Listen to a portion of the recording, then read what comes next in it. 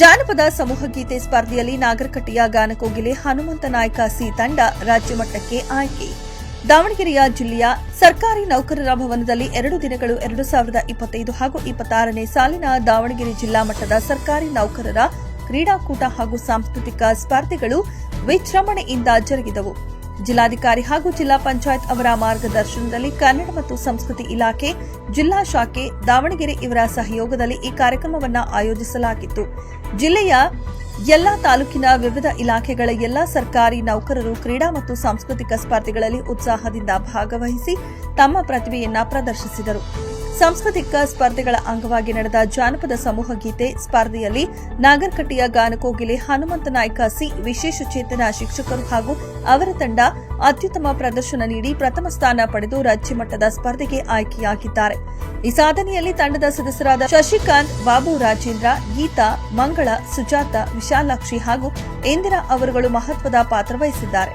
ತಂಡದ ಜಾನಪದ ಗಾಯನ ಪ್ರಸ್ತುತಿ ಪ್ರೇಕ್ಷಕರನ್ನ ಆಕರ್ಷಿಸಿ ತೀರ್ಪುಗಾರರ ಮೆಚ್ಚುಗೆಗೆ ಪಾತ್ರವಾಯಿತು. ಕಾರ್ಯಕ್ರಮದ ಸಮಾರೋಪ ಸಮಾರಂಭದಲ್ಲಿ ವಿಜೇತರಿಗೆ ಬಹುಮಾನ ಹಾಗೂ ಪ್ರಶಸ್ತಿಗಳನ್ನು ಪ್ರದಾನ ಮಾಡಲಾಯಿತು. ಈ ಸಂದರ್ಭದಲ್ಲಿ ಜಿಲ್ಲಾ ಸರ್ಕಾರಿ ನೌಕರರ ಅಧ್ಯಕ್ಷರು ಹಾಗೂ ರಾಜ್ಯ ಉಪಾಧ್ಯಕ್ಷರಾದ ಶ್ರೀ ವೀರೇಶ್ ಒಡೇನಪುರ ಇಲಾಖೆಯ ಸಮಸ್ತ ನೌಕರರು ಹಾಗೂ ಅಧಿಕಾರಿಗಳು ವಿಜೇತ ತಂಡಕ್ಕೆ ಹಾರ್ದಿಕ ಅಭಿನಂದನೆಗಳನ್ನು ಸಲ್ಲಿಸಿ ರಾಜ್ಯ ಮಟ್ಟದ ಸ್ಪರ್ಧೆಯಲ್ಲಿ ಇನ್ನಷ್ಟು ಉತ್ತಮ ಸಾಧನೆ ಮಾಡುವಂತೆ ಶುಭ ಹಾರೈಸಿದರು.